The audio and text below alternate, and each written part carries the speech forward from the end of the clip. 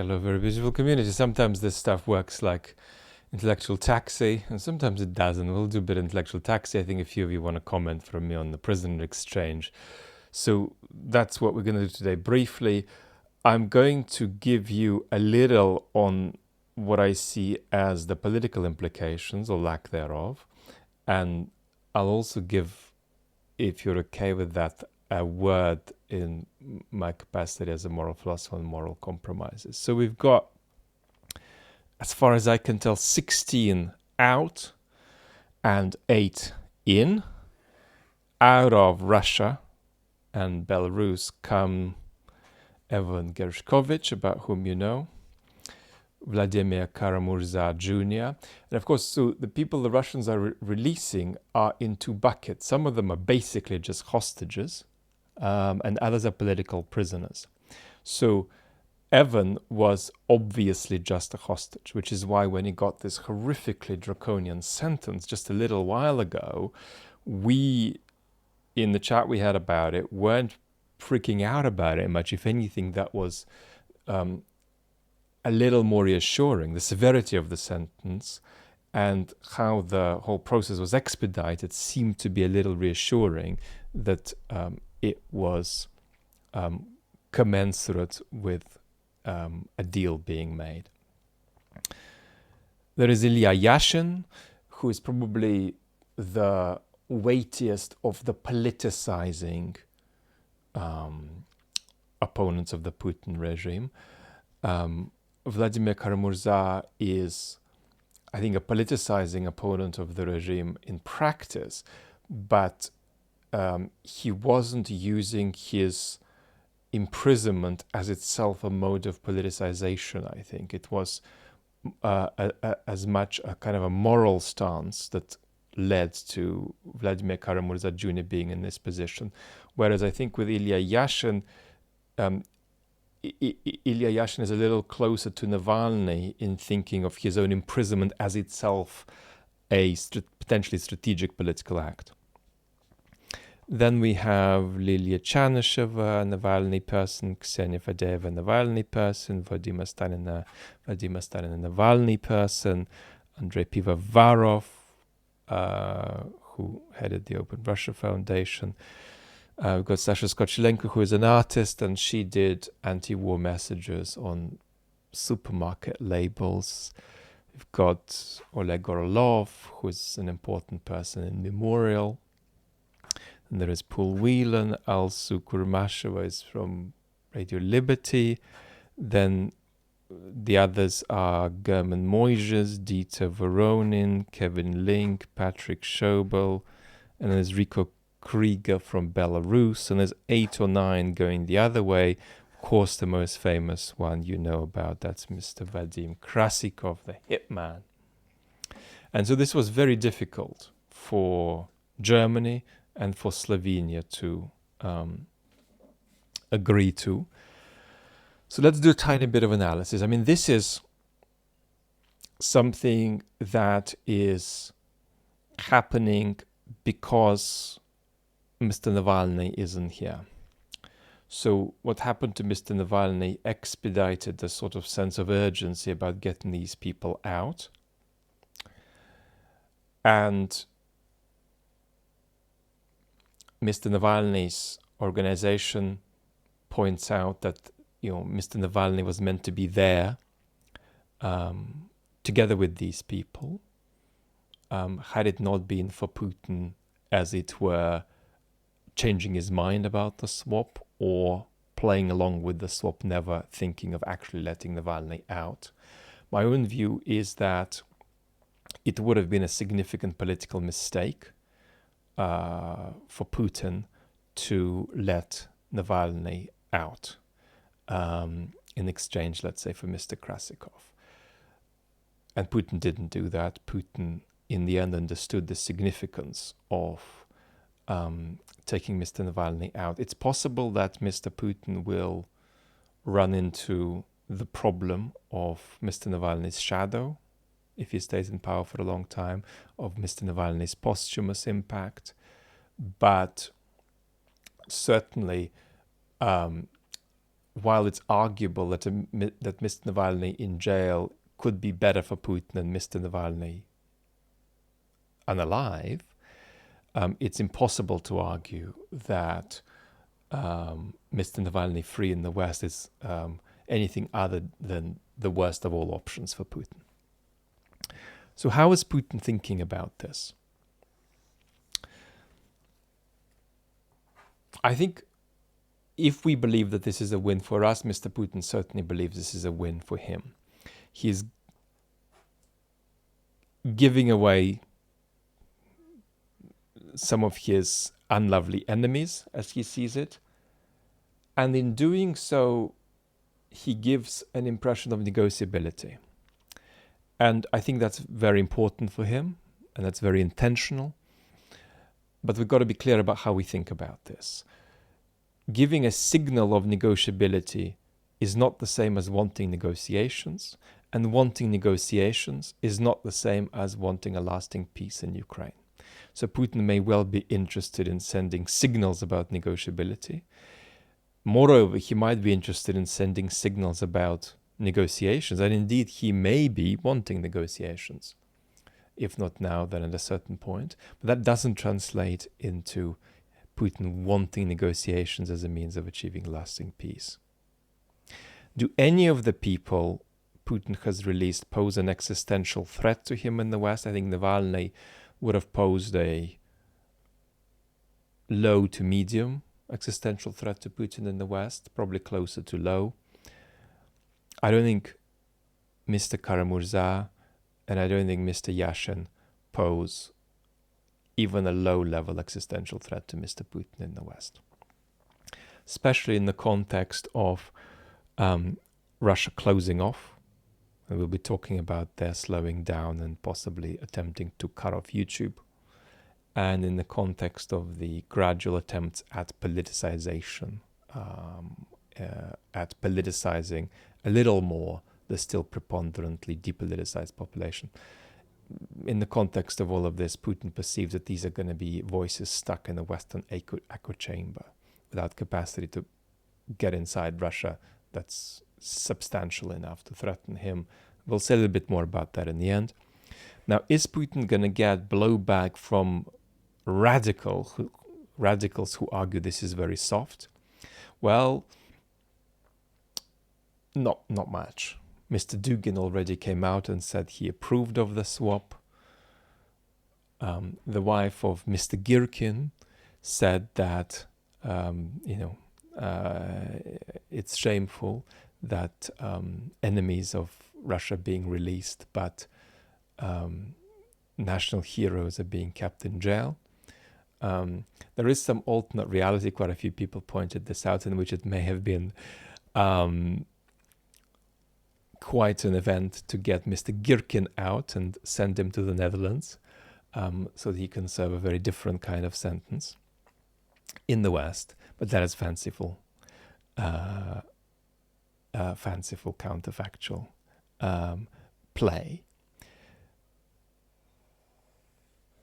Putin knows that in doing this, he is doing a small favor to Biden and Kamala Harris. Why is he doing that? Could it be that he now prefers Kamala Harris to Trump as the next president of the United States? Has my analysis on this changed? And the answer is no, it hasn't. But I want to clarify something that I think is always implicit in what I say, but I don't always articulate it. In 2016, Putin didn't favor Trump to win. He favored Trump as a disruptor because Putin thought Trump couldn't win and just wanted a weakened Hillary. In 2024, I do believe, even though he has said repeatedly that he prefers Biden, and by implication now Kamala Harris, even though Putin has said that, I believe Putin prefers Trump. But I like to say about that, and I put it like that, I think, in the propaganda video on the main channel from a couple of weeks back, that Putin's preference for Trump is clear, but not triumphant. And I think that's because Putin feels burned by Trump. convinced as Putin is that Trump was much harsher on Russia than Putin would have liked him to be during Trump's first term. But here's what I don't mention enough, perhaps also implicit, it's always implicit in what I say, and that is that Putin does think that the worst case scenarios for him, in terms of the West taking a strong stance, actually do probably lie with a potential Trump presidency. However, he also thinks that the more likely middle of the road scenarios in terms of probability are what he really needs to focus on, and those indicate that 8 times out of 10, Democrat president is going to give him a less favorable situation than he would like, and so he favors Trump. But if you asked Putin, is it possible that Trump sort of turns on you and he ends up being tougher on Russia than Kamala Harris would, Putin's view would be, yes, that's possible. And so there is a 2 out of 10 scenario where Trump could work out badly for us, but we're still on the assumption that 8 times out of 10, maybe 9 times out of 10, Trump will be softer on Russia, and that we should go with this. But it's not a completely safe choice. It's not a completely confident choice. It's a choice that is conscious of their incapacity to predict what Trump's going to do. So they're saying if there's going to be a very strong anti-Russia stance, it's more likely to come from Trump than Harris, they think. But they think in the end that's an unlikely event, and more often than not, Trump will be more favorable to Russia than Kamala Harris. I hope that's clear about how they see this. Now, let's say something ethical here. Because quite a few people have pointed out that there are going to be long-term consequences, right? When you give away Mr. Krasikov, who is engaging in, hitman activity on your sovereign territory, orchestrated by an enemy state, that's not a very easy guy to give away. And in giving him away, you are allowing Putin to send a message that he will get his people out, even if they engage in the most malign and nasty acts on Western soil. So undoubtedly, releasing Mr. Krasikov undermines Western security. But it also enhances us when it comes to values of decency and humanitarian seriousness to get all of these people out. So the way you answer these concerns about the deleterious security consequences is by admitting them. How would I weigh this overall? I would say that the significance of getting these people out is where I would put the emphasis, over and above the concerns which still have a weight, which don't go away, but which get outweighed, right? Concerns about security and allowing Putin to send this message that he gets his people out. So let's do a very quick moral philosophy detour here. Choices often constitutively entail loss. This is an example where the two values that clash you might perhaps call decency and security, and we've somewhat prioritized decency over security. And this is a case where, while I am siding with decency, somebody could make the argument the other way, and that would be reasonable. But either way, the choice entails loss. Then there are other cases where it's actually completely clear what the decision should be. There isn't much room to debate, but the right decision, which is clear, still entails considerable loss. And that's a very important part of not just moral life, but moral life mediated by institutions, right? In politics, the unavoidably right decision often entails huge loss. Let me give you a historical example that Isaiah Berlin would sometimes mention, about a British minister during the Second World War whose typing pool had one person who was leaking, which was a significant security threat. And let's say there were 20 altogether. And the only choice, and he couldn't figure out who it was. And so the only choice he had is to fire the entire typing pool, really putting into question the prospects for any kind of meaningful career of 95% of the people who are innocent and are going to be permanently hurt by this. So this is considerable loss in that decision. But it's an inevitable decision because you cannot have a situation where somebody is leaking at a moment of existential military conflict.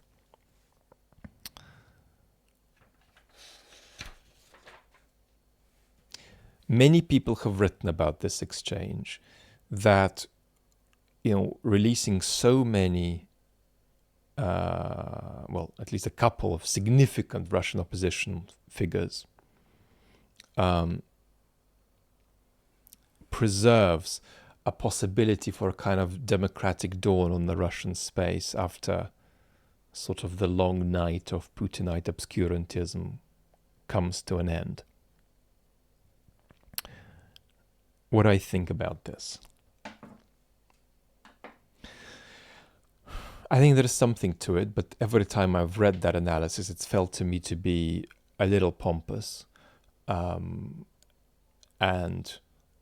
at best aspirational, because there's a risk of putting too much on the shoulders of these people and reaching too much across historical possibilities when there are still many contingencies in our way. So I'm open to that point making an appearance, but I'm not open in centering that point as much as many people have centered it. So there's really quite a lot there about how this secures new prospects of a democratic dawn in Russia in time to come. The problem is that at the moment, it's not just that the Putin regime seems stable, it's that there's no politically viable project for politicization of the ex-Soviet space according to any kind of strategy. The Russian opposition are not offering a strategy about this. Because there is too much talk among the Russian opposition of choosing the civilized world, which is not a political position at all, because in choosing the civilized world, you really need to say why it is that certain things you want to take from the West are good, why it is that they're transferable, and what they are specifically, right? So these are going to be detailed conversations which say something like, the French are doing this particular policy well, better than the Germans and the Italians. We want to borrow it. That's much better. Much worse is joining the civilized world. There's no politics in joining the civilized world, I'm afraid. That's a sort of a vacant position politically. The West doesn't have a strategy toward the Russian space at all and has only half a strategy toward Ukraine. So the West is not really integrating in its own thinking the connection between what's happening on the Russian space, what's happening in Belarus, and what's happening with Putin's brutal invasion of Ukraine. And Ukraine is not politicizing that space either. There are no strategic proposals of any substance coming out of Ukraine for what happens on that space. There are moral appeals to help Ukraine. There are some appeals about the consequences of not helping Ukraine for other countries in Europe. And there are some appeals to values of freedom and democracy and so on. But there isn't much regional strategy there. And that's actually proved painful for Ukraine, because in my view, that is connected, right? Ukraine not proposing this strategic picture is connected with the West not developing it. It's primarily the West's fault, but Ukraine not proposing it has just made it even easier for the West not to go there. So this is why I think, in the context of this sort of